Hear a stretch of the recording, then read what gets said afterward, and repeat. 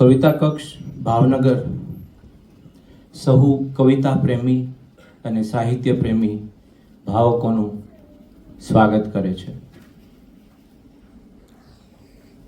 કોઈ પણ કવિ પોતાની કવિતામાં જે અભિપ્રેત છે તે રીતે સંપૂર્ણ વ્યક્ત થઈ શકતો નથી. એ ભાવ ઉકેલવાનું કર્તવ્ય ભાવક અને વાચકનું છે. જ્યારે ભાવકના મન સુધી કવિતા પહોંચે છે ત્યારે કવિતા સંપૂર્ણ બને છે. ભાષાને ખોતરવાથી મળતા નથી વિચારો કે કાવ્યો. ભાષાને ખોતરવાથી મળતા નથી વિચારો કે કાવ્યો. કાવ્યો અને વિચારો તો જગાવે છે શબ્દોમાં આંદોલન.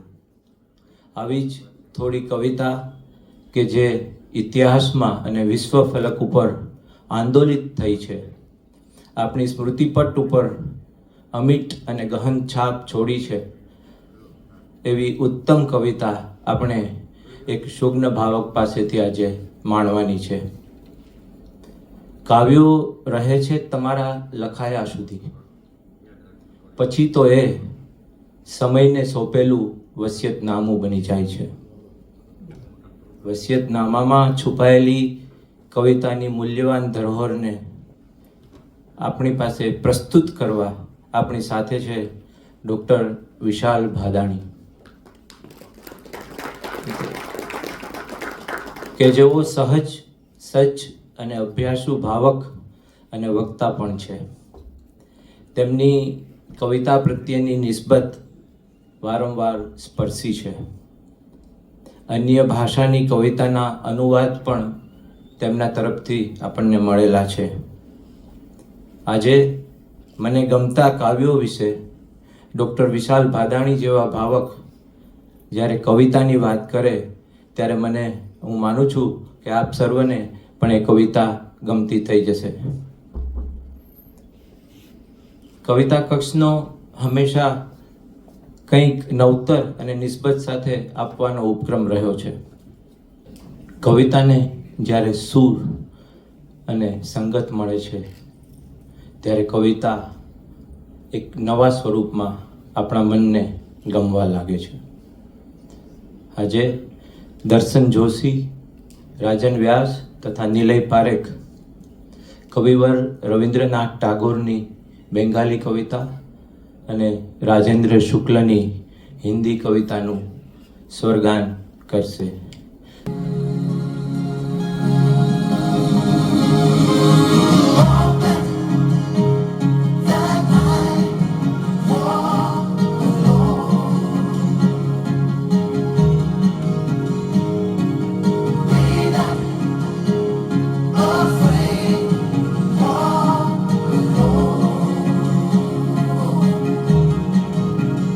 যদি তোর দাক্ষিণী কেউ না আসে তবে একলা চলো রে. যদি তোর দাক্ষিণী কেউ না আসে তবে একলা চলো রে. তবে একলা চলো, একলা চলো, একলা চলো, একলা চলো রে. তবে একলা চলো, একলা চলো, একলা চলো, একলা চলো রে.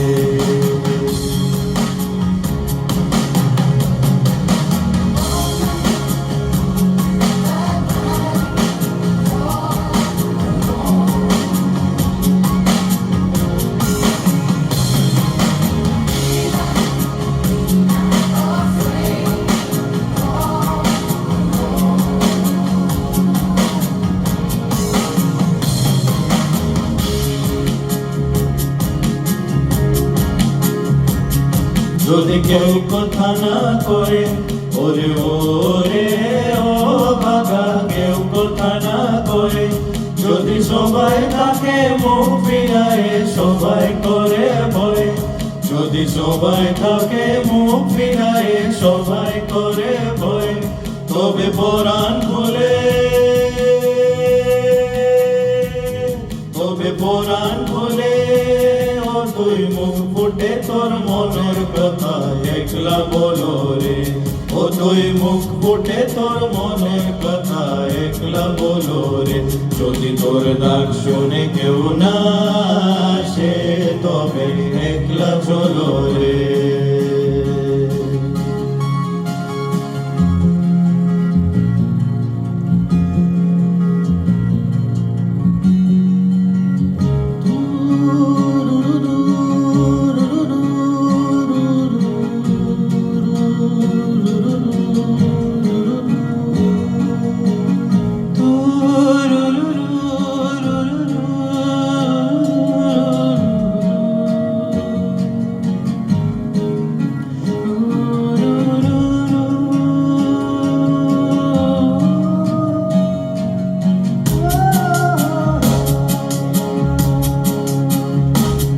जब काली घटा जाए ओरे ओ अंधेरा सच को निकल जाए जब दुनिया सारी डर के आगे सर अपना झुकाए जब दुनिया सारी डर के आगे सर अपना झुकाए तू शोला बन जा वो शोला बन जा जो खुद जल के जहाँ रोशन कर दे एकला चलो रे जो खुद जल के जहाँ रोशन कर दे एकला चलो रे যদি তোর ডাক শুনে কেউ না আসে তবে একলা চলো রে যদি তোর ডাক শুনে কেউ না আসে তবে একলা চলো রে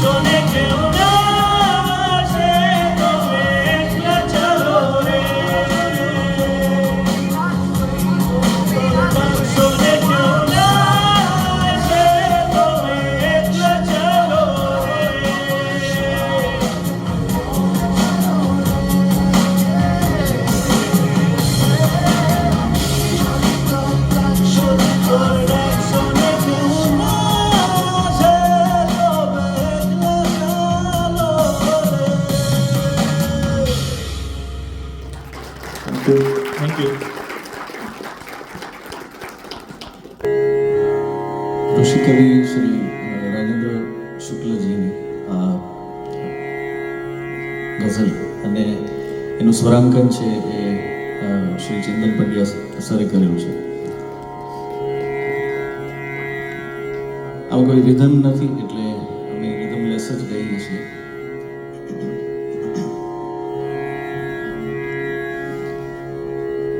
देखूंगा और दौड़ूंगा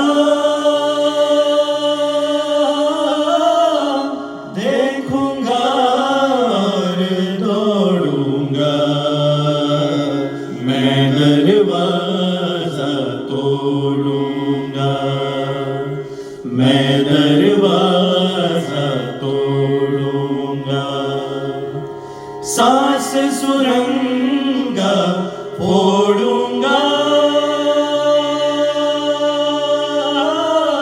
सांस सुरंगा फोड़ूंगा मैं दरवाजा तोड़ूंगा मैं दरवाजा तोड़ूंगा देखन लाग अब अंधा मैंने बांधा मैं बंधा देखन लाग अब अंधा मैंने बांधा मैं बंधा देखन लाग अब अंधा मैंने बांधा मैं बंधा छूटूंगा तब छोड़ूंगा छूटूंगा तब छोड़ूंगा मैं दरवाजा तोड़ूंगा मैं दरवाजा तोड़ूंगा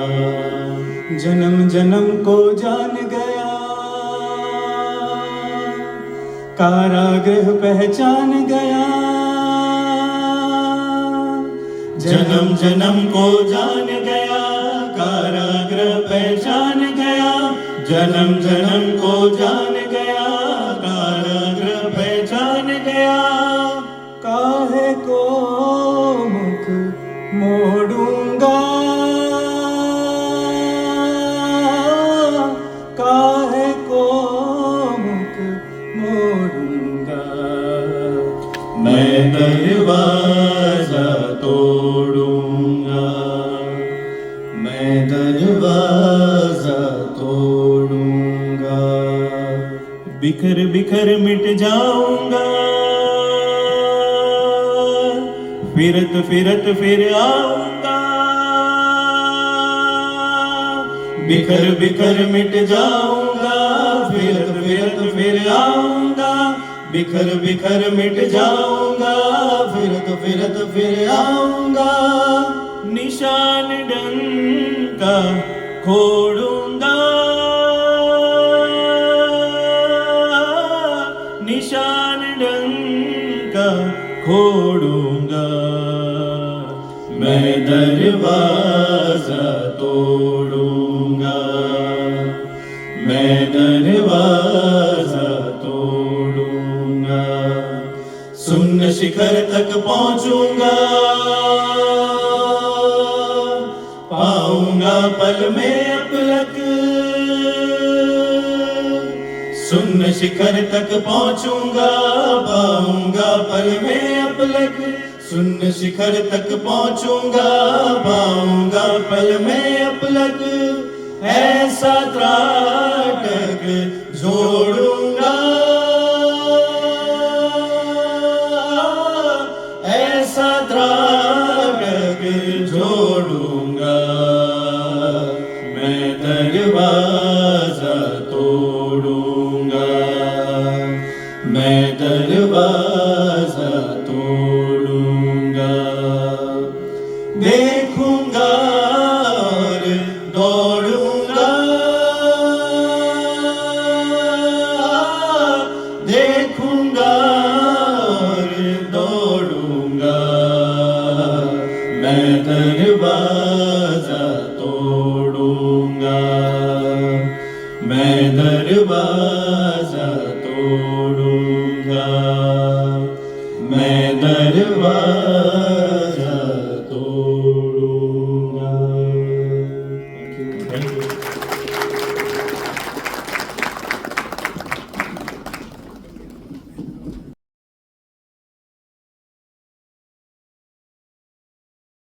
જો મારી જાતને બોજ મુક્ત કરવી હોય તો હું સાંભળીશ હાલરડાઓ. મારે જો મારી જાતને બોજ મુક્ત કરવી હોય તો હું સાંભળીશ પંખીના ટહુકાઓ. મારે જો મારી જાતને બોજ મુક્ત કરવી હોય તો હું સાંભળીશ કાવ્યો. તો આ મંચ ઉપર પૂરી અદબ સાથે હું ડૉક્ટર વિશાલ ભાદાણીને આવકારું છું અને હવે પછીનો દોર એમને સોંપું છું. સૌને પ્રણામ. કવિતા કક્ષ ભાવનગરનો એ રીતે આભાર માનું છું કે યુરોપમાં જ્યારે નવજાગરણ થયું એટલે કે રેનેસાન્સની શરૂઆત થઈ એ પહેલાં એવું માનવામાં આવતું હતું કે આ બ્રહ્માંડના કેન્દ્રમાં સૂર્ય છે. નવજાગરણ પછી કોપરનિકસ, ગેલિલિયો બધાએ એવું કહ્યું કે ના, એવું નથી, આ બ્રહ્માંડના કેન્દ્રમાં પૃથ્વી છે. કવિતાના કેન્દ્રમાં ભાવક છે એવું કવિતા કક્ષે આજે હિંમતપૂર્વક કહ્યું છે, એટલે એમનો આભાર. મને ગમતા કાવ્યોમાં આજે હું તમારી સાથે વિશ્વ કાવ્યોના કેટલાક ફૂલો લઈને આવ્યો છું. આમાં એ માનીને ચાલવાનું છે કે મને ગુજરાતી કાવ્યો ગમે જ છે, પણ કારણ કે આ બધી અંગ્રેજી કવિતાઓ કે રશિયન કવિતાઓ કે ચેક કવિતાઓ ગુજરાતીમાં સુલભ નથી, એટલે એક આ આપણે મંચનો ઉપયોગ કરીને આપ સૌ સાથે વહેંચવી છે. આમ કોઈને પણ પૂછવામાં આવે કે તમને આ કવિતા કેમ ગમે છે, એટલે બહુ અઘરો સવાલ છે, કારણ કે દરેકના કવિતા ગમવાના કારણો દરેક વખતે જુદા જુદા હોઈ શકે. એવું મારું પણ છે. તો મેં થોડાક કાવ્યો આપણી સમક્ષ લાવ્યો છું. ગુલઝાર સાહેબે કીધું છે કે આંખો કો વિઝા નહીં લગતા, સપનોं की સરહદ નહીં હોતી. તો આપણે સૌ આજે એક કાવ્યાત્મક વર્લ્ડ ટૂર ઉપર જઈએ. મેં દરેક બે દેશ વચ્ચેના કિલોમીટર અમસ્થા ગણ્યા છે. એટલે આજે આપણે જે પોએટિક વર્લ્ડ ટૂર કરવાના છીએ એ કુલ કિલોમીટર 96,603 છે. હમણાં જે વાત થઈ પાબ્લો નેરુદાની, એમાં એક કરેક્શન એવું છે, મારાથી ભૂલમાં એવું લખાઈ ગયેલું કે મેક્સિકન છે, પણ ખરેખર એ ચીલીના છે, મેક્સિકોના નથી. તો આપણે પહેલા જઈએ ભાવનગરથી સીધા ચીલી. અને કવિ માટે નિકોબાર પારા નામના એક કવિ શું કહે છે, કવિતાની શરત સમજાવે છે. એ કહે છે,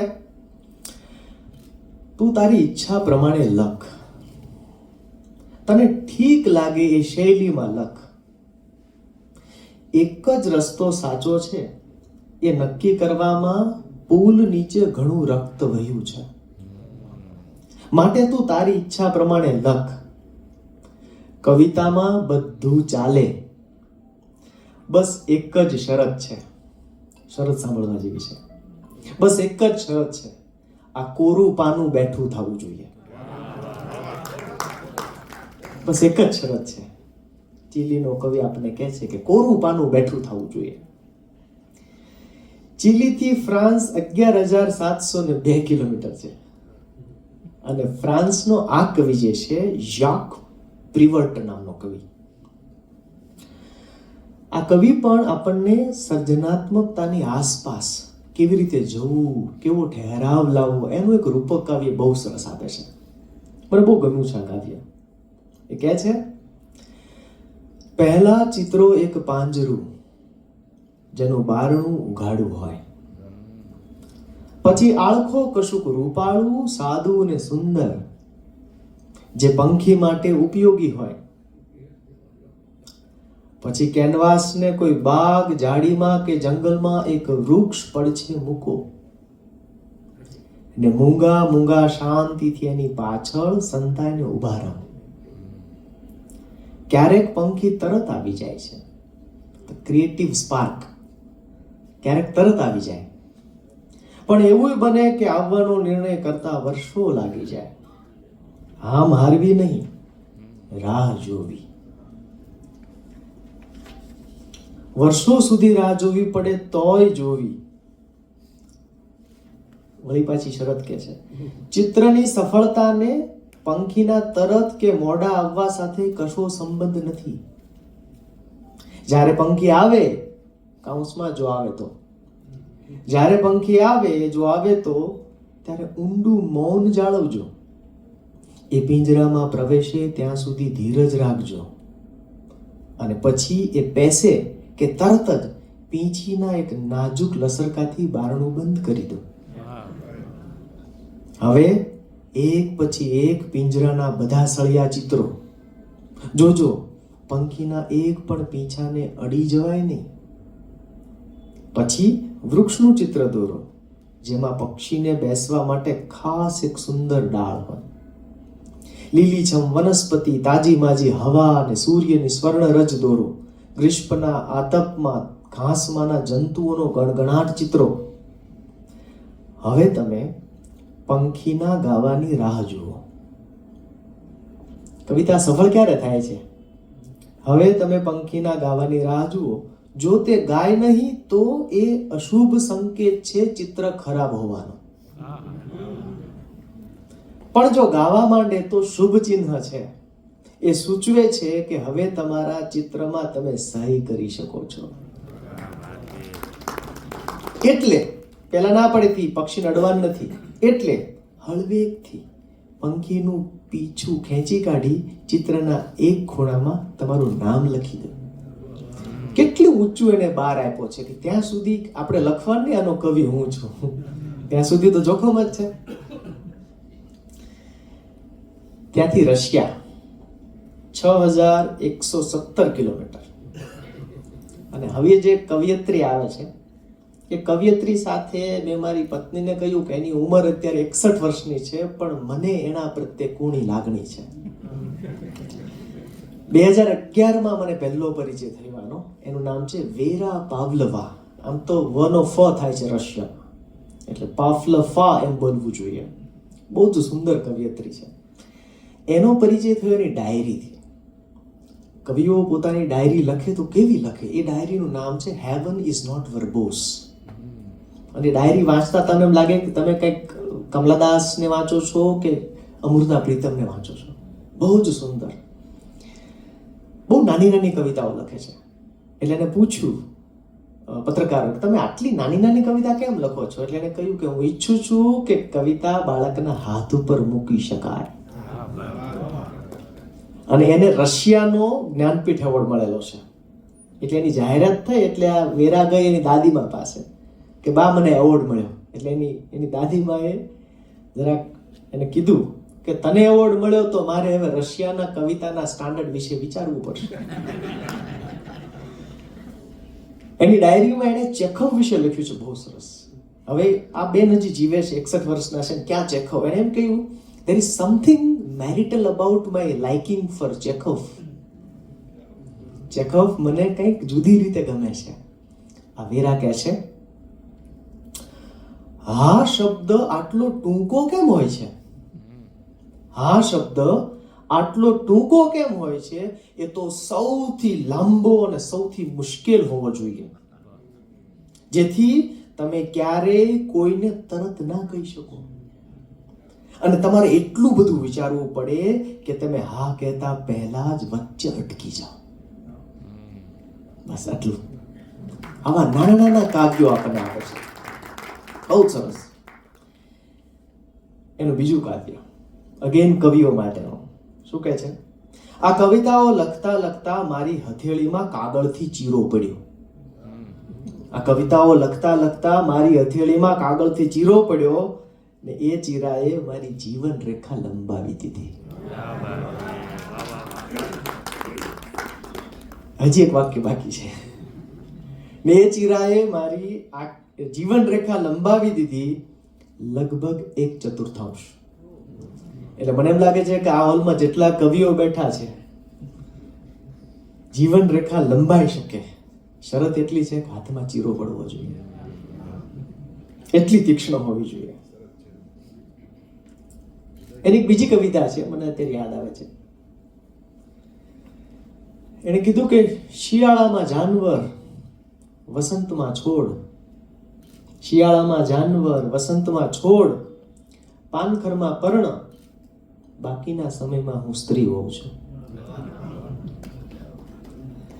એક એની બીજી કવિતા છે કે હું એકદમ ટાઈટ દોરડા ઉપર ચાલી રહી છું, પડી ન જાવ એટલે 2 હાથમાં એક એક બાળક લીધું છે. બહુ સુંદર કવિતાઓ. એ જ ગામમાંથી એક બીજી કવિતા, બીજા કવિયત્રી જેનું નામ છે એન્ના આખમતોફા. અને એકદમ આપણે રૂજુ કહી શકાય એવી કવિતા. ફરિયાદ શું છે? પણ પછી એણે આંગળીના કોરા હોઠ ફૂલને અડાડ્યા. બોલો, પછી એણે આંગળીના કોરા હોઠ ફૂલને અડાડ્યા. બોલો, તમે મને કહો કે માણસે આમ ચુંબન કરવાનું હોય એ જવા દો. તમે મને કહો માણસે આમ ચુંબન કરવાનું હોય એ જવા દો. તમે મને કહો તમે કેમ ચુંબન કરો છો? જો કવિને આ કોરક સામે વાંધો છે. આવું કોરું ના ચાલે. વાલ તો ભીનું ભીનું હોવું જોઈએ. રશિયાના બહુ બધા લેખકો, એમાંનો એક કવિ લેખક નોબેલ પારિતોષિક વિજેતા જેનું નામ બોરિસ પાસ્તરનાક, ડોક્ટર ઝિવાગો નામની નવલકથા આપણને આપી. એનું એક વાક્ય છે જે આમ બધા કાવ્યને લાગુ પડે એવું છે. એણે એમ કીધું, to name is to destroy, to create is to suggest, to suggest is to create. કે કોઈનું પણ નામ પાડો ને એટલે વસ્તુ મરી જાય, પણ તમે એનો ઈશારો કરો એટલે જીવતી થાય. એટલે દરેક કવિતાએ કોઈને કોઈ ઈશારો કરવાનો છે. હું જ્યારે કવિતા વાંચું છું, કાવ્ય વાંચું છું, ત્યારે મારું જે મન છે, મારું જે બિલોરી કાચ છે, એ આવા ઈશારા શોધવા તરફનું જાય છે. ગ્રીસ જઈએ આપણે હવે. આ કવિતાનો અનુવાદ મેં વાંચ્યો ટોપીવાળા સાહેબનો. કોન્સ્ટેન્ટિન કેવેફી નામનો એક કવિ, અને ટોપીવાળા સાહેબે આનો અનુવાદ કર્યો. પણ મને એમ થયું કે એને હજી જરાક બીજી રીતે કરી શકાય, એટલે મેં પણ ટ્રાય કરી. હવે મેટાફર, કલ્પન ને જુદી રીતે કવિ કેવી રીતે લઈ આવે, બહુ મજાનું છે. બારીઓની શોધમાં આમ તેમ હું અંધારા ઓરડાઓમાં મારા જુલમગાર દિવસો કાપું છું. એકાદ બારી ખોલે તો હાશ થાય, પણ એકેય બારી મળી નહીં, અથવા તો હું જ બારી શોધી ન શક્યો. પણ મને બારી ન મળી એ સારું જ થયું. હવે જો અહીંથી કેવો વિફરે છે, મેટાફર આખો ઊંધો વળલે છે. સામાન્ય રીતે બારી ઉઘડવું ન જવાળું આપણે બહુ પોઝિટિવ ગણતા હોઈએ છીએ, પણ આ કવિ કેવી રીતે કહે છે, પણ મને બારી ન મળી એ સારું જ થયું. કદાચ આ અજવાળું જ નવો આતંક લઈને આવે તો? કોણ જાણે આ બારી કઈ નવી વસ્તુ ઉઘાડી દે. એટલે ગ્રીસનો કવિ આ જ બારીમાં, હમણાં આપણે જોયું પાબ્લો નેરુદા, એ શું કહે છે, કોઈ એકલા મકાનની માફક હું તારી રાહ જોઉં છું. તું ફરી મને મળવા ને મારામાં રહેવા નહીં આવે ત્યાં સુધી મારી બારીઓ દુખશે. બારીઓ દુખશે. બારીનું મેટાફર બે કવિઓ કેટલું સરસ કરે છે. આ એક કવિતાએ મને ઘણા બધા મિત્રો આપ્યા સોશિયલ મીડિયા ઉપર. ઇટલી, ગ્રીસથી ઇટલી તમારે જવું હોય તો 1090 કિલોમીટર થાય. જીઓ ઇવાન, તું પ્રવાસ કર. કોઈ કવિતાને આમ તો હમણાં એવું કહેવાય છે કે સોશિયલ મીડિયા ઉપર જે કવિતા લખાય ને એને લાઇક્સ મળે એ બહુ કવિતા કહેવાય નહીં. પણ મારો તો ભાવાની વાત છે. તો લગભગ 66,000 લોકોએ આ કવિતાને જોઈ, એમ એવું ફેસબુક કે 66,000 લોકો. મજાની વાત એ છે કે જેમ દરેક પુસ્તક એક ચોક્કસ સંજોગ જોઈને આપણા જીવનમાં પ્રવેશતું હોય છે, એવું જ કવિતાનું પણ મને એવું લાગે છે ધીમે ધીમે. હું ચાઇનાના ગાર્ડનમાં ગયા વર્ષે બેઠેલો અને નિરાતે, અને અચાનક સોશિયલ મીડિયામાં આ કવિતા આવી પ્રવાસ વિશેની, અને એટલી બધી ગમી ગઈ કે ત્યાં જ મેં એનો અનુવાદ કર્યો. સાંભળો. તું પ્રવાસ કર, નહીતર તું જાતિવાદી બની જઈશ, અને તને લાગશે કે તારા જ ચામડી, રંગ, રૂપ અને વંશ શ્રેષ્ઠ છે, કે માત્ર તારી જ ભાષા મીઠી છે, અને તને લાગશે કે આ જગતમાં તું ને તારા લોકો જ સૌથી પ્રાચીન ને મહાન છે. તું પ્રવાસ કર, નહીતર તારું મન મંદિર બીમાર બનશે, કારણ કે એમાં તાજા વિચારોની ધજા નહીં ફરકતી હોય. તારા સપના પાંગળા જન્મશે, અને તને ટીવી વાળા જે દેખાડશે એ જ સાચકલું લાગશે, અને નવા દુશ્મનો બનાવવા વાળામાં જ તારી શ્રદ્ધા સ્થિર બનશે. અને પછી તું કાયમ ફફડાટમાં જીવીશ. માટે તું પ્રવાસ કર, કારણ કે પ્રવાસ શીખવે છે કે માણસ ગમે તે મલકનો હોય એને રામ રામ તો કહી જ શકાય, અને ભીતર ગમે તેવું અંધારું લઈને ફરતા દરેકના ખબર અંતર પૂછી જ શકાય. તું પ્રવાસ કર, કારણ પ્રવાસ તાબે થતા નહીં પડકાર ઝીલતા શીખવે છે. કોઈ પણ ગ્રંથિ વગરના લોકો જેવા છે એવા એમને સ્વીકારવા તું પ્રવાસ કર. તારું પોતને પાણી માપવા તું પ્રવાસ કર. સરહદ સંસ્કૃતિ કે પરંપરાથી પર છે એવા વિશ્વ કુટુંબનો ભાગ બનવા તું પ્રવાસ કર. પ્રવાસ અનહદ શીખવે છે. તું પ્રવાસ કર. આ કવિતામાં મને જે મજા પડી એ અહીંયા છે. બાકી બધા તો ફાયદા, ઓબ્વિયસ ફાયદા કીધા છે, પણ હવે તું પ્રવાસ કર, નહીતર તને એમ જ લાગશે કે તારે માત્ર બહારની દુનિયાના રંગરૂપ જોવાના છે.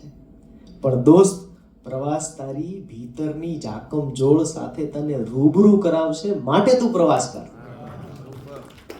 અંદર લઈ જાય સતત. વેરા પાવલોવાની જેમ એક બીજો કવિ હમણાંથી ચડ્યો છે, વારંવાર ચડ્યો છે, પેલેસ્ટીન. મોહમ્મદ દારવિશ, પેલેસ્ટીનનો કવિ. ઇટલીથી પેલેસ્ટીન 2286 કિલોમીટર. યુદ્ધો વિશે એને બહુ જ માર્મિક કવિતાઓ લખી છે. કે છે ને પછી તોપ ગોળા ઠરશે, ને પછી મોભીઓ ભેળા જમશે. ને પછી તોપ ગોળા ઠરશે, ને પછી મોભીઓ ભેળા જમશે. હું જ્યારે ભાવાનુવાદ કરું છું ત્યારે મારો ઝુકાવ સહજ કાઠિયાવાડી તરફનો છે. એટલે એકઠા જમશે, જોડે જમશે, એમની ભેળા એવા શબ્દો સહજ આવી જાય છે. ને પછી તોપ ગોળા ઠરશે, ને પછી મોભીઓ ભેળા જમશે.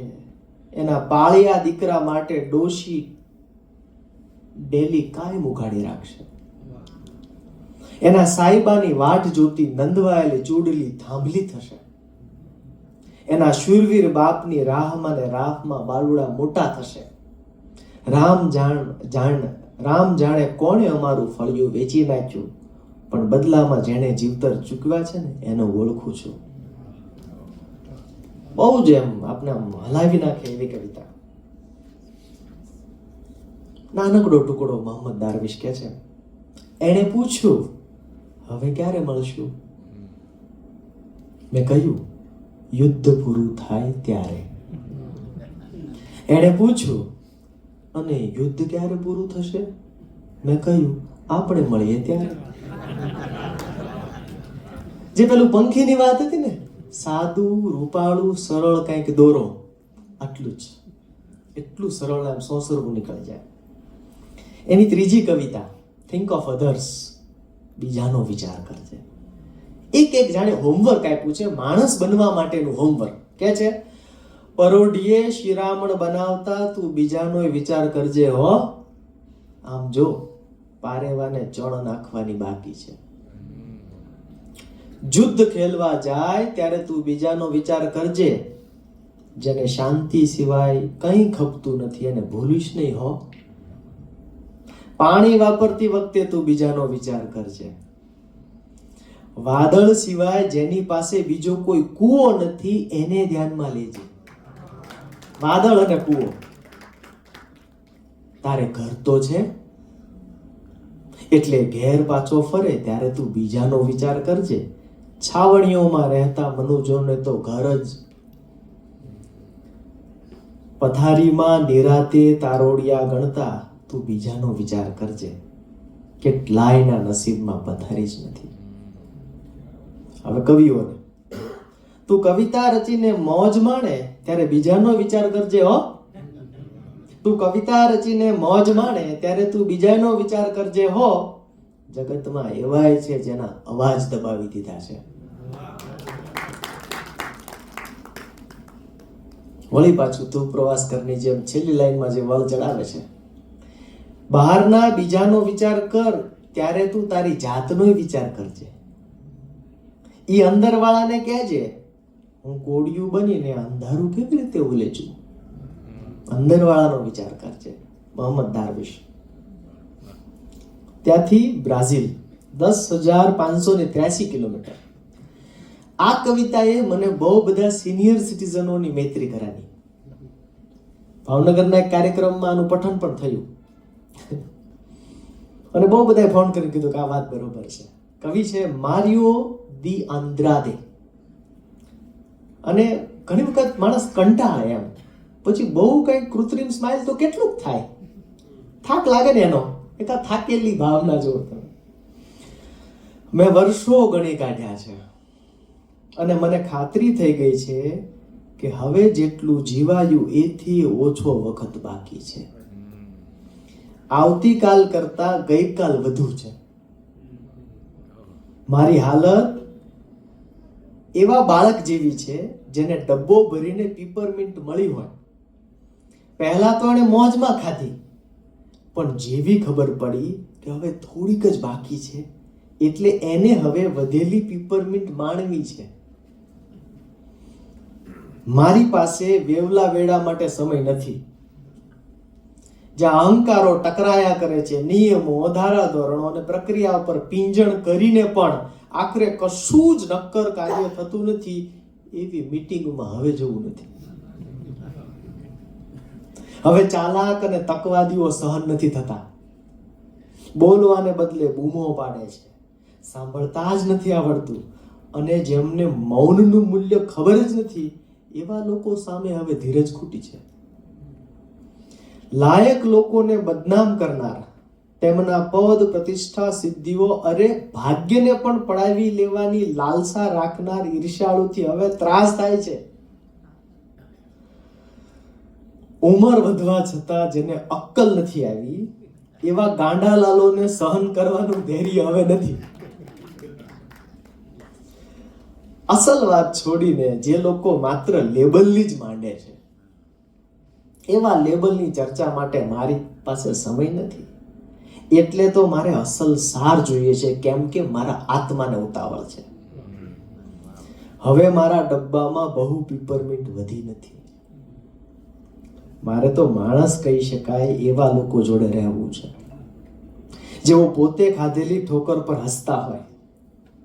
અને એવા લોકોથી દૂર રહેવું છે. આ મને બહુ ગમે છે.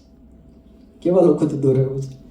જેઓ પોતાની સિદ્ધિઓની બીમારીમાં સપડાયા હોય અને આપ વડાઈમાં જ ડૂબેલા હોય. આઈ મી ઓર હમ. મારે એમની નજીક જવું છે કે જેઓ પોતાની જવાબદારીઓથી ભાગતા ન હોય, માનવ ગૌરવનું રક્ષણ કરતા હોય, અને જેને સત્ય અને પ્રામાણિકતા સિવાય બીજું કશું જ ન ખપતું હોય. હું મારી જાતને એવા લોકોથી ઘેરી લેવા માંગુ છું કે જેને બીજાના દિલને અડતા આવડતું હોય, કે જેમને જીવનની કારમી થપાટોએ અંદરથી કોમળ રહેવાનું શીખ્યું હોય. પરિપક્વતાથી આવતી તીવ્રતાથી જીવવા માટે મારે ઉતાવળ છે જ. મારી પાસે વધેલી પીપરમિન્ટને હું વેડફવા નથી માંગતો, કારણ કે મને ખાતરી છે અત્યાર સુધીમાં ખાધેલી તમામ કરતા એ સૌથી વધુ સ્વાદિષ્ટ હશે.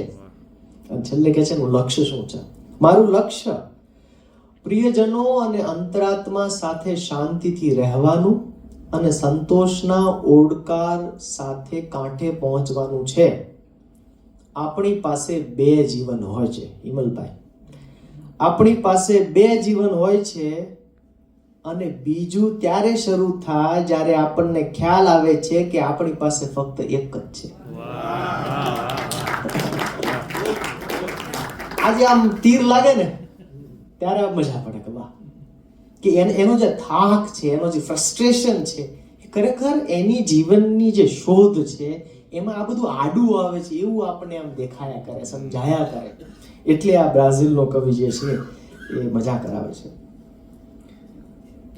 કાશ્મીરમાં જે થયું એવું દુનિયાભરમાં કેટલી બધી જગ્યાએ થતું હોય, અને આપણે એવું બધા સાંભળીએ છીએ, માનીએ છીએ કે દરેક કવિ એ પોતાના યુગનો અવાજ છે. હમણાં વચ્ચે જાવેદ અખ્તરની એક ક્લિપ બહુ વાયરલ થયેલી.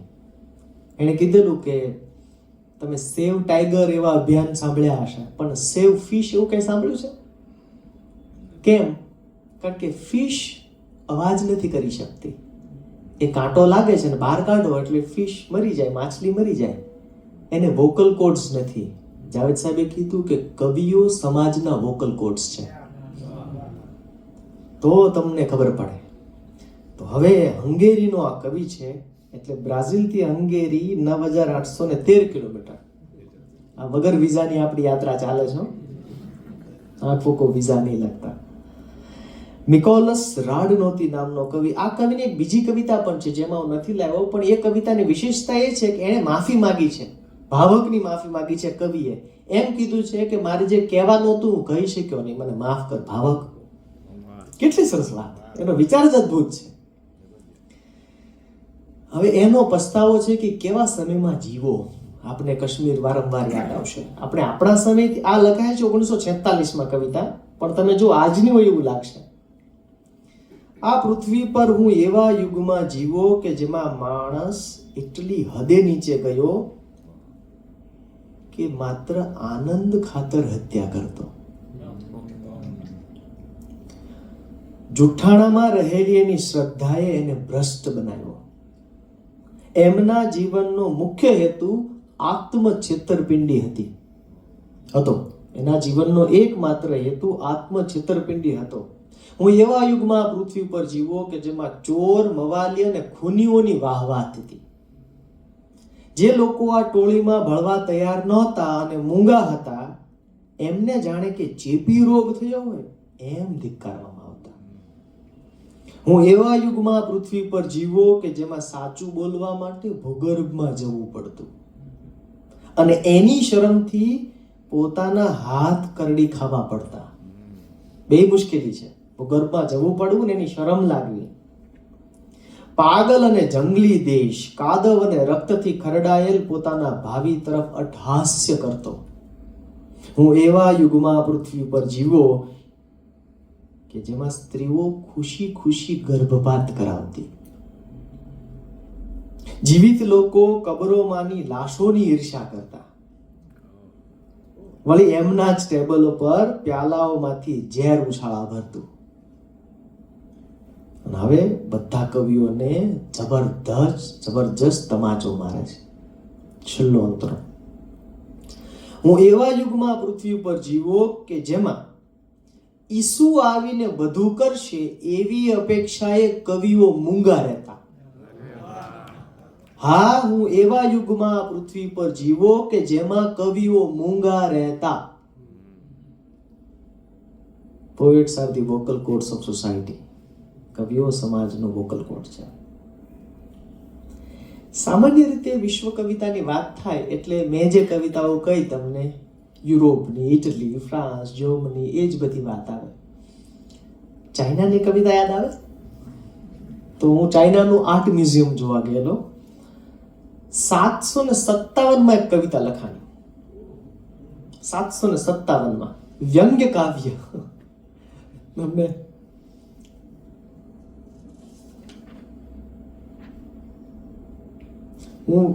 તમે ના આવ્યા હોત ને તો હું આ વધારે કોન્ફિડન્ટલી વાંચી શકત. પણ પણ તમે મારા સારથી છો. સુતુંગ પો નામના કવિ લખે છે, બાળક જન્મે એટલે પરિવાર વિચારે કે આ બુદ્ધિશાળી થાય તો સારું, પણ મેં બુદ્ધિના કારણે મારી જિંદગીની પથારી ફેરવી નાખી છે. એટલે હું એક જ પ્રાર્થના કરું છું કે મારો દીકરો અજ્ઞાની ને મૂર્ખ રહે. કેમ કે તો જ એ મંત્રી બનીને જિંદગી જીતશે. 757 ચાઇના. 757 એક બીજી ચાઇનામાં લી માઉન્ટ નામનો પર્વત છે, એના ઉપર લખાયેલી કવિતા, લગભગ 1000 આસપાસ લખાયેલી કવિતા. ચાઇનામાં પણ મેં જોયું પ્રાચીન ચાઇનીઝ જે કવિતાઓ છે બહુ નાની નાની છે. બાજુમાંથી જોયું, આખી હારમાળ જોઈ, એક છેડેથી બીજા છેડે ફરી વળ્યો, દૂરથી, નજીકથી, નીચેથી ને ચોટી ઉપર જઈને પણ જોયું. આ ગિરનારનો તાગ કાં મળતો નથી? બાજુમાંથી જોયું, આખી હારમાળ જોઈ, એક છેડેથી બીજે છેડે ફરી વળો, દૂરથી, નજીકથી, નીચેથી ને ચોટી પર જઈને પણ જોયું. આ ગિરનારનો તાગ કાં મળતો નથી? ક્યાંક હું જ તો ગિરનાર નહીં હોઉં ને. લી માઉન્ટ. આપણો તો ગિરનાર નજીક છે. ચાઇનાથી ઇંગ્લેન્ડ 7842 કિલોમીટર. ફરી પાછું કાશ્મીરની ઘટના. આટલી બધી કવિતામાં સૌથી પાવરફુલ જો મને કોઈ રૂપક લાગ્યું તો આ છે. હવે આવે છે 2 જ પંક્તિ. રૂપકની દ્રષ્ટિ જોજો તમે. ગેવિન એવર્ટ, આનો અનુવાદ ભાનુ શાહે કરેલો છે. ઓકે. ઓરડાના કદના રંગીન ફુગ્ગાની જેમ. વિઝ્યુલાઇઝ કરો, ઓરડાનો કદ છે, રંગીન ફુગ્ગો છે. હવે આગળ શું આવે ને આપણે કલ્પના જ ના કરી શકીએ. અને જેને પાછળથી કોઈ બરાબર મારે ને ઘા આવ્યો છે. ઓરડાના કદના રંગીન ફુગ્ગાની જેમ માણસ ધર્મને ફાટી જાય ત્યાં સુધી ફૂલાવે છે. જો ઓરડાના કદના રંગીન ફુગ્ગાની જેમ માણસ ધર્મને ફાટી જાય ત્યાં સુધી ફૂલાવે છે. એટલે એને ગોળી ચલાવતા જીવ ધર્મને ફાડવો છે. હવે શું કરશે? પણ કેટલું સરસ એને બનાવ્યું કે એક તો એને ધર્મની સાઈઝ કહી દીધી આપણે, આટલો છે ભાઈ, આમાં તમારે રમવાનું છે. બીજો કવિ ઇંગ્લેન્ડનો રુડયાર્ડ કિપલિંગ.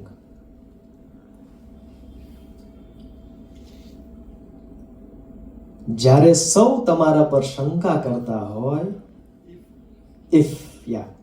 જ્યારે સૌ તમારા પર શંકા કરતા હોય ત્યારે તમે તમારી જાત પર વિશ્વાસ મૂકી શકો. વળી પેટા શરત, બધા શંકા તો કરે છે. પેટા શરત શું છે? એમની શંકાઓ સાચી પણ હોઈ શકે એ શક્યતા પણ સ્વીકારી શકો. જ્યારે તમે રાહ જોઈ શકો અને જોતા થાકો નહીં, જ્યારે તમારા વિશેના જૂઠ સાંભળતા થાકો નહીં અને એમાં જોડાવ નહીં, જ્યારે તમને નફરત મળતી હોય તો પણ તમે કોઈને ધિક્કારો નહીં, જ્યારે તમે સપનાઓ જોઈ શકો પણ એમને માથે સવાર ન થવા દો, જ્યારે તમે વિચારી શકો પણ વિચારોને તમારું અંતિમ ધ્યેય ન બનવા દો, જ્યારે તમે જય અને પરાજયનો સામનો કરી શકો, હવે ચોટકો ભરે, જ્યારે તમે જય અને પરાજયનો સામનો કરી શકો અને બંને ઢોંગીઓને સમાન ગણી શકો. જય અને પરાજય, સ્થિત પ્રજ્ઞા, જય અને પરાજય બંને ઢોંગી છે. જ્યારે તમે ટોળાની વચ્ચે ઊભા રહીને પણ તમારા મૂલ્યો અખંડ રાખી શકો, જ્યારે તમે રાજા મહારાજાઓની વચ્ચે રહો પણ સામાન્ય માણસનો સાથ ન છોડો, unto this last. જ્યારે તમે જ્યારે તમને દોસ્ત કે દુશ્મન દુઃખ ન પહોંચાડી શકે, જ્યારે બધા તમારી સાથે હોય પણ વધુ પડતા નહીં, જ્યારે કોઈ અક્ષમ્ય ઘડીથી તમે થોડા દૂર ઊભા રહી શકો, ત્યારે, કેટલું લાંબુ વાક્ય છે, જ્યારે જ્યારે જ્યારે જ્યારે જ્યારે એટલું કરો તો શું થાય? જ્યારે કોઈ અક્ષમ્ય ઘડીથી તમે થોડા દૂર ઊભા રહી શકો ત્યારે આ પૃથ્વી અને એમાં રહેલું સઘળું તમારું બનશે અને એથી આગળ તમે માણસ બનશો. કેટલો સરસ સિલેબસ છે આ, આટલું કરવાનું નહીં, કેટલું બધું આપણી સ્પિરિચ્યુઆલિટીની નજીક છે. એવી જ બીજી કવિતા ઇંગ્લેન્ડના જ કવિ વિલિયમ અર્નેસ્ટ હેનલી, જે ગઈકાલે મને લાગે છે ભાઈ સોશિયલ મીડિયા પર મૂકેલી, આ કવિતાનો ભાવાનુવાદ કર્યો ત્યારે મેં એવું લખેલું કે કોઈ આત્મહત્યા કરવા જતો માણસ હોય ને, જો આ કવિતા વાંચી લે તો એને ઘણું બધી હિંમત મળી જાય ને કદાચ ઉભો રહી જાય. એવું કહે ને, આત્મહત્યા કરનારા માણસની પગની બેડી બને તે કવિતા, એવી કવિતાની વ્યાખ્યા છે. એ કહે છે, ધરતીના પોલાણમાં વિસ્તરેલા કાળા ડિબાંગ અંધારા જેવી આ રાત ભલે મને ઘેરી લે, પણ આમ જુઓ તો ખરા, એની સામે ઈશ્વર કૃપાથી મારો અજેય આત્મા અડીખમ ઊભો અજવાળે છે. સંજોગોના ભરડામાં ભલે જિંદગી પીસાણી, કોઈ મેં ચીસ પાડી નથી કે નથી હું ઈબકે ચડ્યો, ભલે નિયતિના હથોડાએ માથું લોહિયાળ કર્યું હોય પણ મેં મારું મસ્તક નમવા નથી દીધું. દુઃખનો દરિયો હોય કે પીડાનો પર્વત, અરે ઓ ભયાનક ભૂતાવળ, તું મને ડરાવવાની, મને હરાવવાની લાખ કોશિશ કર, પણ હું તને કાયમ મળીશ અડગ અને નીડર. ભૂલો તો થાય ને ભીંસ પણ પડે, ભૂલો પણ થાય ને ભીંસ પણ પડે, પણ સાહેબ મારા નસીબનો બાદશાહ હું છું ને મારા આત્માનો કપ્તાન હું છું. કેટલી એક સ્પિરિટ છે જબરજસ્ત, આ ઇંગ્લિશ સ્પિરિટ છે. ત્યાંથી અમેરિકા 4715 કિલોમીટર છે. અગેન ભાનુશાહનો અનુવાદ છે. આ પ્રશ્નોત્તરી છે, જેમ વચ્ચે મેં કવિતા કરેલી પ્રશ્નોત્તરી વાળી, પણ બહુ જ ફિલોસોફિકલ છે અને મજા પડે એવું છે. દરેક પ્રશ્નનો જવાબ સાંભળજો. પહેલા પ્રશ્ન સાંભળીને તમે જવાબ આપવાની પણ મનમાં કોશિશ કરો અને પછી જો આનો જવાબ, કવિનો જવાબ શું છે. કવિયત્રી છે લોરા રાઇડિંગ જેક્સન. પ્રયાણ એટલે શું? ચાલવા માટે પગ હોવા તે. ઓહો, વાહ વાહ. અંત એટલે શું? ફરી શરૂ કરવા કંઈ ન હોવું અને કોઈ ઈચ્છા ન હોવી તે, એને અંત કહેવાય. મસ્ત વન લાઇનર ડેફિનેશન્સ બધી છે. જોવું એટલે શું? અંશાત્મક જાણવું તે. બોલવું એટલે ટુકડાઓ જોડી જોડીને ઓછા કે વત્તાને આખું બનાવવું તે. ઓછા કે વત્તાને. આ બહુ મસ્ત છે. ગુપસુપ કરવું એટલે જરૂર કરતા વધારે ઝડપથી બોલવાની લાલસાને નરમ પાડવી. ગુપસુપ કરવું. રાડ પાડવી એટલે શું? જ્યાં બોલવાથી ન પહોંચી વળાય તેને પ્રચંડ બનાવવું, એને રાડ પાડવી કહેવાય. હોવું એટલે શું? નામ ધારણ કરવું. બોરિસ પાસ્તરનાક. મરવું એટલે શું? ફક્ત નામ થઈ જવું. અરે વાહ. નામથી નામ જુઓ તમે. હોવું એટલે શું? નામ ધારણ કરવું. મરવું એટલે શું? ફક્ત નામ થઈ જવું. અને જન્મવું એટલે શું? જાત શત્રુ પાસેથી અશક્યનો મુકાબલો કરતા શીખવું તે. અને હવે તમને તમ્મર ચડી જશે ને એની ગેરંટી. આશા રાખવી એટલે શું? કોઈ પણ જવાબ આપે ને એ આના જવાબની નજીક પણ ન આવે સાહેબ. આશા રાખવી એટલે જાત કરતા નબળા ઈશ્વર શોધીને પ્રાર્થના કરવી તે.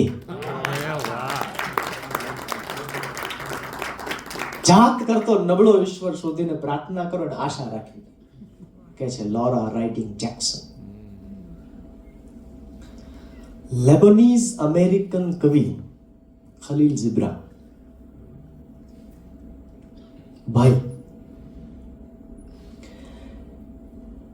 કહેવાય છે કે દરિયામાં પ્રવેશતા પહેલા નદી ભયથી કાંપતી હોય છે. પહાડોના શિખર પરથી ઉતરીને જંગલો અને કબીલાઓ પાર કરીને લાંબા વળાંકવાળા જે રસ્તે યાત્રા કરીને આવી છે એને એ વળી વળીને જોયા કરે છે. સામે અફાટ સમુદ્ર દેખાય છે. એને લાગે છે કે આમાં પગ મૂકતા જ કાયમને માટે ઓગળીને અદૃશ્ય થઈ જવાનું છે. પણ હવે બીજો કોઈ રસ્તો નથી. નદી પાછી વળી શકે નહીં. કોઈ પાછું વળી શકે નહીં. અસ્તિત્વમાં પાછું વળવું અશક્ય છે. અમારા એક professor DS Mishra, late professor DS Mishra એવું કહેતા, સાહિત્ય જે છે, literature is always about what could have been. It is not about what is. What could, આમ થયું હોત તો, એમ માનીને કેટલાક લોકો પાછળ જવાની કોશિશ કરે તો કહે છે કોઈ પાછું વળી શકે નહીં. અસ્તિત્વમાં પાછું વળવું અશક્ય છે. નદીએ મહાસાગરમાં પ્રવેશવાનું જોખમ ખેડવાનું જ છે, કારણ કે તો જ ડર દૂર થશે. કારણ કે તો જ એને ખબર પડશે કે વાત દરિયામાં ઓગળવાની નથી, પણ સ્વયં દરિયો બનવાની છે. ઘણી વખત આપણે આમ કોઈ નવું કામ કરતા આપણે જે ઝીઝક થાય છે, કરવું ના કરવું, અત્યારે કરવું પછી કરવું, પણ સ્વયં દરિયો બનવાની છે. સાહિત્ય કલા સાથેનું જ એટલી જ તીવ્રતાથી જોડાયેલું મારું બીજું કામ કેળવણીનું છે, શિક્ષણનું છે. એટલે એમાં શિક્ષણની કવિતાઓ પણ આવે છે. મારી એક ખોજ પણ હોય છે કે શિક્ષણને કાવ્ય તત્વ કેટલું મદદ કરી શકે, એવી એક મારી ખોજ છે. અમેરિકાના એક બહુ સારા કવિ જેને બાળ કાવ્યો લખ્યા અને આખી પેઢી એમના કાવ્યો વાંચી, ગાઈ, નાચીને ઉછરી. એ કવિનું નામ છે શેલ સિલ્વરસ્ટીન. આના મેં ઘણા કાવ્યોના ગુજરાતી કર્યા, પણ અત્યારે 2 કાવ્યો તમને વાંચી સંભળાવું.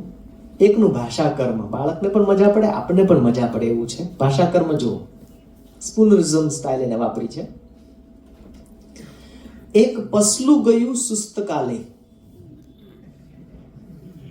એક પસલું ગયું સુસ્તકાલય, અને ત્યાં પજારો પુસ્તકો હતા. ઇતિહાસના ઇસ્તકો, ભૂગોળના પુસ્તકો, ઇતિહાસના ઇસ્તકો, ભૂગોળના પુસ્તકો, અને કેટલાય તો વળી પારતાના પુસ્તકો. એણે એક પછી એક બધાયને ફંફોસ્યા. તમને ખબર છે એણે કયું ઉપાડ્યું? વિજ્ઞાનનું પુસ્તક, કવિતાનું પુસ્તક. જાણો કે મસ્ત છે. વિજ્ઞાનનું પુસ્તક, કવિતાનું પુસ્તક. ના રે ના, એણે તો લીધું પસવાનું પુસ્તક. હવે ઇંગ્લિશમાં કલ્પના કરી જો આ કવિતાની કેવી રીતે એને લખી હશે, મજા આવે. એક બીજી એની કવિતા છે.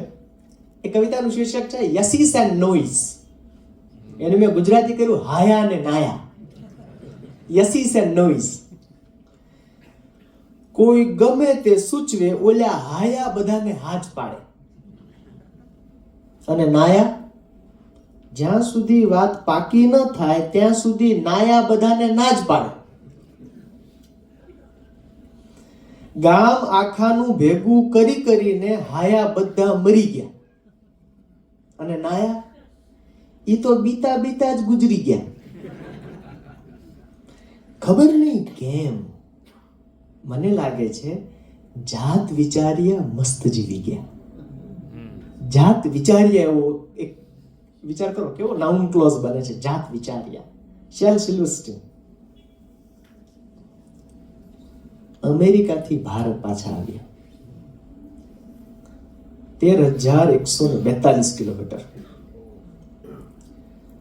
હમણાંથી જે કવિ કાયમ પડછાયામાં દેખાયા કરે છે, એ હિન્દી કવિનું નામ છે ગોરખ પાંડે. समझदारों का गीत. हवा का रुख कैसा है हम समझते हैं, हम उसे पीठ क्यों देते हैं हम समझते हैं, हम समझते हैं खून का मतलब, पैसे की कीमत हम समझते हैं, क्या है पक्ष में विपक्ष में क्या है हम समझते हैं, हम इतना समझते हैं कि समझने से डरते हैं और चुप रहते हैं, चुप्पी का मतलब भी हम समझते हैं, बोलते हैं तो सोच समझकर बोलते हैं, हम बोलने की आजादी का मतलब समझते हैं, टट पूंजियां नौकरियों के लिए आजादी बेचने का मतलब हम समझते हैं, मगर हम क्या कर सकते हैं अगर बेरोजगारी अन्याय से तेज दर से बढ़ रही हो, हम आजादी और बेरोजगारी दोनों के खतरे समझते हैं, हम खतरों से बाल बाल बच जाते हैं हम समझते हैं, हम क्यों बच जाते हैं यह भी हम समझते हैं, हम कदम कदम पर समझौता करते हैं हम समझते हैं, हम समझते हैं, हम समझौतों के लिए तर्क गढ़ते हैं, हर तर्क को गोल मटोल भाषा में पेश करते हैं हम समझते हैं, हम इस गोल मटोल भाषा का तर्क भी समझते हैं, वैसे हम अपने को किसी से कम नहीं समझते हैं, हम स्याह को सफेद और सफेद को स्याह कर सकते हैं, हम चाय की प्याली में तूफान खड़ा कर सकते हैं, करने को तो हम क्रांति भी कर सकते हैं अगर सरकार कमजोर हो, करने को तो हम क्रांति भी कर सकते हैं अगर सरकार कमजोर हो और जनता समझदार, लेकिन हम समझते हैं कि हम कुछ नहीं कर सकते. हम क्यों कुछ नहीं कर सकते है यह भी हम समझते हैं. गोरख પાંડેની એક બીજી નાનકડી રચના, એ પણ આ બધા જે વૈશ્વિક કવિઓ છે એની બરાબર હરોળમાં મૂકી શકાય, અથવા કવિતામાં તુલના શા માટે કરવી. वे डरते हैं किस चीज से वे डरते हैं? वे डरते हैं। किस चीज से वे डरते हैं? तमाम धन दौलत, गोला बारूद, पुलिस, फौज के बावजूद वे डरते हैं? हाँ, वे डरते हैं कि एक दिन निहत्थे और गरीब लोग उनसे डरना बंद कर देंगे। એ ડર છે। જો કવિઓ મૂંગા ન રહે તો શું થાય? ગોરખ પાંડે સમજાવે છે। છેલ્લા 10-15 વર્ષમાં સાઉથની એક કવિયત્રી, એનો અવાજ બહુ મજબૂત રીતે આવે છે આપણી સામે। એ કવિયત્રીનું નામ છે મીના કંદાસામી। તમે જોજો, બહુ જ બોલ્ડ અને આક્રોશભરી કવિતા છે। એની એક કવિતા છે, એનું નામ શીર્ષક છે ફોર સેલ, વેચવા માટે। એને જે અંગ્રેજીમાં લખી છે ને એ અંગ્રેજી પણ સમજવા જોઈએ। ગોડ નો સ્પેલિંગ GAWD કર્યો છે ને, ગાઉડ। મારી નિશાળનો એક છોકરો ખૂબ મહેનત કરે છે, ઘોંઘાટ કરે છે, પૈસા કમાય છે અને ખૂબ ધનવાન બને છે। મંદિરે જાય છે જ્યાં એના જૂના મિત્રોને પરવાનગી નથી। 2 રૂપિયાની અગરબત્તી ખરીદે છે, 5 રૂપિયાના ફૂલ અને 10 રૂપિયાનું ખરબચડું શ્રીફળ ખરીદે છે। એટલું જ નહીં, લાઈનમાં આગળ ઊભા રહેવાની જગ્યા પણ ખરીદે છે। અને 20 રૂપિયામાં તો એના માટે વિશેષ પ્રાર્થના પણ કરવામાં આવે છે। 50ની કડક નોટ આપી પૂજારી ધૂપ લઈને વિશેષ આશીર્વાદ આપવા એની પાસે આવે છે। એ ત્યાં જ ઊભો રહીને ભગવાનને તાકી રહે છે, કારણ કે પહેલી વાર મંદિરે ગયો છે। પછી તો ઈશ્વરના તાજા તાજા આશીર્વાદ મેળવીને બહાર આવીને મને પૂછે છે। હવે ખંજર, પછી તો ઈશ્વરના તાજા તાજા આશીર્વાદ મેળવીને બહાર આવીને મને પૂછે છે, લક્ષ્મી તારો ભાવ શું છે? મીના કંદાસામી। અને વારંવાર વાંચવા જેવી છે આ કવિયત્રીને। આની જે આક્રોશ છે એ સમજવા જેવો, આના બહુ બધા અનુવાદો પણ થવા જોઈએ મીના કંદાસામીના।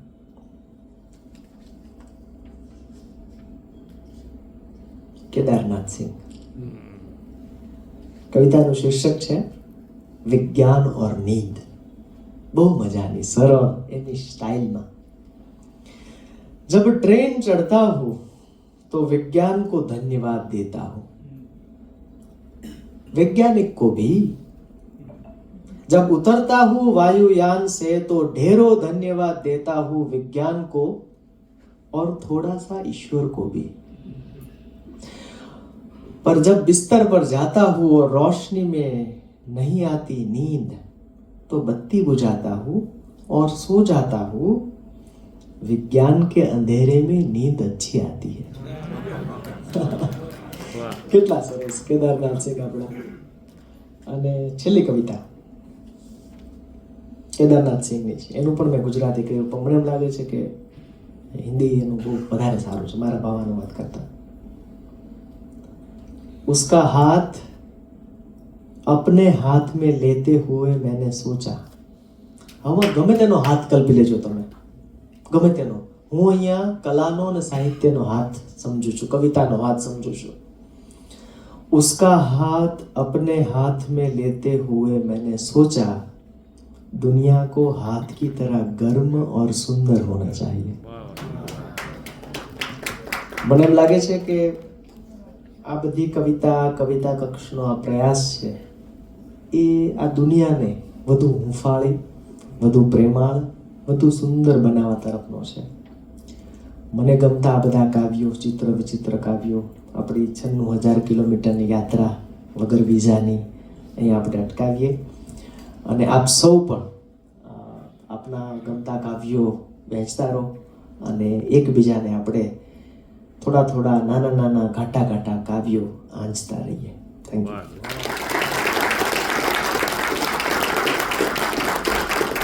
ખૂબ ખૂબ આભાર વિશાલભાઈ।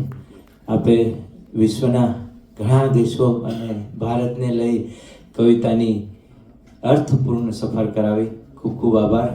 ગુણવત્તાસભર અને ઉત્કૃષ્ટ પોએટ્રી અને લિટરેચરના કાર્યક્રમો આપવા માટે કટિબદ્ધ છે. આજના આ કાર્યક્રમની અંદર એક વિશેષ ઉપક્રમ સામેલ કરી રહ્યા છીએ, જેમાં ગુજરાતી હિન્દી ગઝલના મૂર્ધન્ય શાયર શબ્દસ્થ કવિ શ્રી ખલીલ ધનતેજવીને સ્મૃતિ વિશેષમાં આપણે યાદ કરી રહ્યા છીએ. તો હું કવિતા કક્ષનો કાર્યક્રમ સંપૂર્ણપણે સાહિત્ય વર્ધક રહે એ હેતુ માટે સતત પ્રયત્નો કરતા હોઈએ છીએ.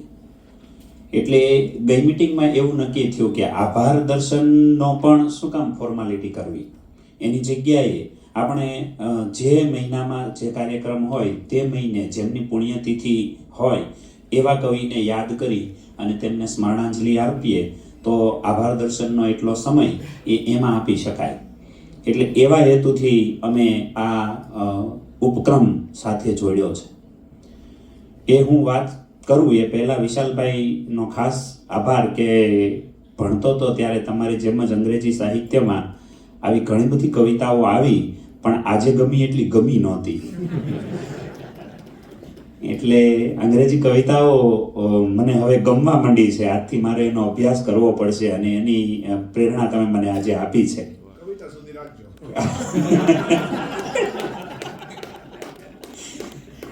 આભાર. તો સાહિત્યના ધની એવા ખલીલ ધનતેજવી આપણે વાત કરશું એક એવા ખમીરવંતા કવિ, શાયર અને ગઝલકારની જેના મુખેથી ગઝલો અને કવિતાઓની ગંગા તેમના મરણ પર્યંત વહેતી રહી, જેનો લાભ સમગ્ર ગુજરાતીઓએ લીધો. એમની કવિતા અને ગઝલોમાં જે સરળતા અને સાદગી પણ જોવા મળે છે એવું કદાચ ભાગ્યે જ જોવા મળતું હોય છે. એની જેને કવિતાનો ક પણ નહીં આવડતો હોય ને એ પણ જો સાહેબની કવિતા સાંભળશે કે તરત જ એના મુખેથી વાહ વાહ નીકળશે. આ કમાલ છે ખલીલ સાહેબની. ગુજરાતના પ્રખ્યાત કવિ, શાયર અને ગઝલકાર પદ્મશ્રી ખલીલ ધનતેજવી સાહેબ વિશે આપણે થોડું જાણીએ અને સાહિત્યની એમના સર્જન વિશેની કેટલીક વાતો અને કેટલીક પંક્તિઓ જોઈએ અને એ રીતે એમને આપણે સ્મરણાંજલિ આપીએ. ખલીલ ધનતેજવીનું મૂળ નામ ખલીલ ઇસ્માઇલ મકરાણી હતું. તેઓ ધનતેજ ગામના વતની હતા. એમણે પોતાના નામની પાછળ પોતાનું ગામનું નામ રાખ્યું અને એટલે એ બન્યા ખલીલ ધનતેજવી. તેમનો જન્મ 12 ડિસેમ્બર 1938ના રોજ વડોદરાના ધનતેજ ગામમાં. પિતાની આર્થિક નબળી સ્થિતિ હોવાથી એમણે 4 ચોપડી સુધી અભ્યાસ કર્યો, પરંતુ જેને જન્મજાત જ સાહિત્યની કળા મળી હોય એને ઓછા ભણતરથી કંઈ ફેર નથી પડતો.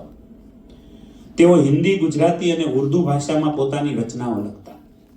તેમણે સાહિત્ય સફરની શરૂઆત વાર્તા લખવાથી કરી હતી. એમણે ઘણી ખ્યાતનામ નવલકથાઓ લખેલી, જેના પરથી ફિલ્મો અને નાટકો પણ બન્યા. તેઓ વ્યવસાય, પત્રકારત્વ, પ્રિન્ટિંગ પ્રેસ અને સ્ટોરી અને સ્ક્રીન પ્લે રાઇટર તરીકે સંકળાયેલા. તેમણે ઘણી ગુજરાતી ફિલ્મોમાં ડાયરેક્ટર, ડાયલોગ અને સોંગ રાઇટર તેમજ સ્ટોરી અને સ્ક્રીન પ્લે રાઇટર તરીકે કામ કરેલું. અમુક ફિલ્મો માટે તેઓને ગુજરાત સરકાર તરફથી શ્રેષ્ઠ લેખક અને દિગ્દર્શન તરીકેના એવોર્ડ્સ પણ મળેલા. ખલીલ સાહેબનું તેજોમય ઉત્તમ સાહિત્ય, એમનું સર્જન, એમની આપણે એક ઝલક મેળવીએ તો એમની નવલકથાઓ. આપણે ખલીલ ધનતેજવીને કવિ તરીકે ઓળખીએ છીએ ત્યારે એમની ઘણી નવલકથાઓ કે ફિલ્મો આપણે જોયા હોય પણ આ એમનું હશે એવી નહીં ખબર હોય.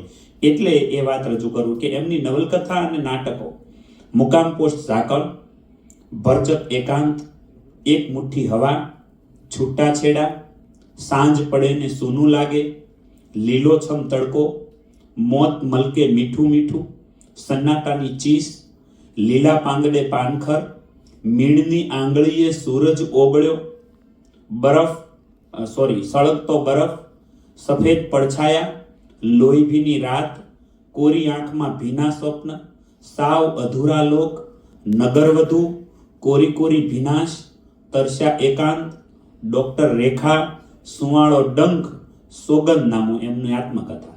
તો આટલું બધું ગદ્ય સાહિત્ય પણ કવિએ લખેલું છે.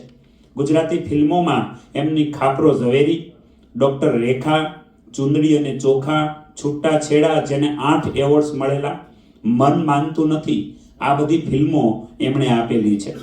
એમના ગઝલ સંગ્રહ જોઈએ તો સાદગી, સારાંશ, સોગાત, સૂર્યમુખી, સાયબા, સાંવરિયો, સગપણ, સોપાન અને સારંગી, આમ 10 એક જ અક્ષર પરથી સ પરથી લખેલા એમણે છે એ ગઝલ સંગ્રહો આપ્યા છે. એમની કવિતાઓ અને ગઝલોની વાત કરીએ તો એમાં એમના મનમાં જ ગઝલો રચાતી, હંમેશા શબ્દશઃ એમને યાદ રહેતી, તેમજ એમના કવિ મિત્રોને પણ એ સંભળાવતા. મને યાદ છે ભાવનગરમાં એમનો કાર્યક્રમ હતો ત્યારે એક વખત આખી રાત એમની ગઝલો સાંભળેલી. મજાની વાત એ છે, હું ને ઉદયભાઈ ને બધા મિત્રો હતા, મજાની વાત એ છે કે એમને ઊંઘ જ ના આવે. આખરે સવારે 5:30 ઉદયભાઈ એમને કહેવું પડ્યું કે દાદા ઘડીક આરામ કરી લો ને સૂઈ જાવ ને, પણ કવિતાની વાતો કરતા એ થાકતા જ નહીં.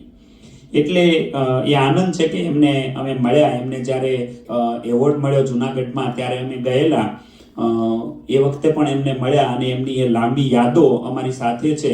કવિ સંમેલન ને મુશાયરામાં એવો પોતાની કવિ ગઝલો હંમેશા કાગળ પાસે રાખ્યા વિના વાંચતા અને એ બધી એમને મોઢે રહેતી. ઘણીવાર ઈર્ષ્યા થાય કે મને મારું કે કોઈનું એટલું બધું યાદ નથી રહેતું, અને એમને એમની કવિતાઓ એટલી બધી યાદ રહેતી કે એક પ્રસંગ છે કે એમનો પ્રથમ ગઝલ સંગ્રહ સાદગી જ્યારે લખાયો ત્યારે એ પ્રેસમાં બેઠા હતા અને એમણે કહ્યું કે આપણે પ્રેસવાળાએ કહ્યું કે આપણે તમારો ગઝલ સંગ્રહ કરીએ તો તમે કવિતાઓ આપી જાઓ, ગઝલો બધી લખીને આપી જાઓ.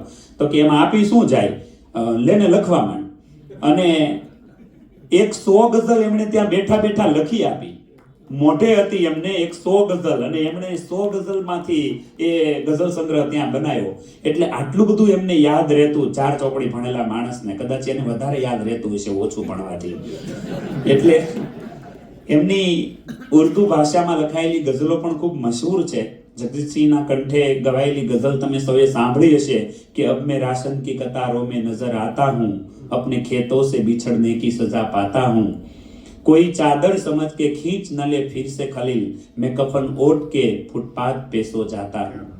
તો આવા કવિ ખલીલ ધનતેજવી એમને કલાપી એવોર્ડ 2004માં, વલી ગુજરાતી ગઝલ એવોર્ડ 2013માં, નરસિંહ મહેતા એવોર્ડ 2019માં અને મરણોપરાંત 2021માં એમને છે એ 85 વર્ષની ઉંમરે વડોદરામાં અંતિમ શ્વાસ લીધા પછી ભારત સરકારનો પદ્મશ્રી એવોર્ડ પણ છે એ મળ્યો છે. એમની એક રચના સાથે આપણે આજે એમની સ્મરણાંજલિ છે એ પૂર્ણ કરીએ કે થઈને આવી તો હતી મહેમાન ગુજરાતી ગઝલ, થઈને આવી તો હતી મહેમાન ગુજરાતી ગઝલ, લઈ લીધું તે મોખરાનું સ્થાન ગુજરાતી ગઝલ, ને તે મને આપી નવી પહેચાન ગુજરાતી ગઝલ. તે મને આ રચના છે ને એમાં એમનું જીવન પણ સાથે સાથે આવી જાય છે કે કેવી રીતે ક્રમશઃ એ જીવન આગળ ચાલ્યું ગઝલની સાથે. તે મને આપી નવી પહેચાન ગુજરાતી ગઝલ, તે મારા પૂરા કર્યા અરમાન ગુજરાતી ગઝલ, મેં પ્રિયતમાને જે કહેવું હતું કહ્યું જાહેરમાં, મેં પ્રિયતમાને જે કહેવું તું કહ્યું જાહેરમાં, આ રસમ માટે તારો અહેસાન ગુજરાતી ગઝલ, ને શહજાદાઓને તે શીખવાડી મોગમ ગુફ્તગુ, શહેજાદાઓને તે શીખવાડી મોગમ ગુફ્તગુ, છે કલાપીનું તને વરદાન ગુજરાતી ગઝલ, હા અધૂરી રહી જતે મારા જીવનની વાર્તા, હા અધૂરી રહી જતે આવું એ વાર્તા, હા અધૂરી રહી જતે મારા જીવનની વાર્તા, તે મને આપ્યું અનુસંધાન ગુજરાતી ગઝલ, બાલાશંકરથી લઈ મારી કલમ લગાવતા, બાલાશંકરથી લઈ મારી કલમ લગાવતા, કેટલું વેઠું છે તે તોફાન ગુજરાતી ગઝલ, ને તારી સામે ભલભલી તલવાર રણઝણતી રહી, તારી સામે ભલભલી તલવાર રણઝણતી રહી, તોય તે છોડ્યું નહીં મેદાન ગુજરાતી ગઝલ. આ ખલીલ ઉર્દુ ગઝલને ખૂબ ચાહે છે છતાં, આ ખલીલ ઉર્દુ ગઝલને ખૂબ ચાહે છે છતાં, થઈ ગયો છે તારા પર કુરબાન ગુજરાતી ગઝલ, થઈ ગયો છે તારા પર કુરબાન ગુજરાતી ગઝલ. તો આવા ખલીલ ધનતેજવી સાહેબને યાદ કર્યા પછી આવતા વખતના 2 ઉપક્રમો વિશે હું આપને જણાવી દઉં કે આ જ ઉપક્રમમાં કવિ એક કાવ્યો અનેક અંતર્ગત 25/5 મે મહિનાની 25મી તારીખે આપણી વચ્ચે હાજર રહેવાના છે સુરતથી કવિ ગૌરાંગ ઠાકર, અને મને ગમતા કાવ્યો આજનો જે ઉપક્રમ છે એના બીજા મણકામાં આપણને કવિતાઓથી તરબોળ કરશે ડૉક્ટર મહેન્દ્રસિંહ પરમાર સાહેબ. તો એ બંને કવિતાઓ અને એની તારીખ હશે 22/6. તો એ બંને કાર્યક્રમોની જાહેરાત સાથે આજના આપણા કાર્યક્રમમાં એક ધારા બેસીને ઘણા કાર્યક્રમોની વચ્ચે રાજેન્દ્રસિંહ રાણા આપણી વચ્ચે છે, મહેન્દ્રસિંહ પરમાર, પેલા 3 ગાયક મિત્રો, ચિંતનભાઈ વ્યાસ સાહેબ, બુદ્ધ સભાના મિત્રો અને આપ સૌ કવિતા કક્ષના નિયમિત શ્રોતાજનો, આ બધાના આભાર સાથે આ કાર્યક્રમને આપણે પૂર્ણ જાહેર કરીએ છીએ.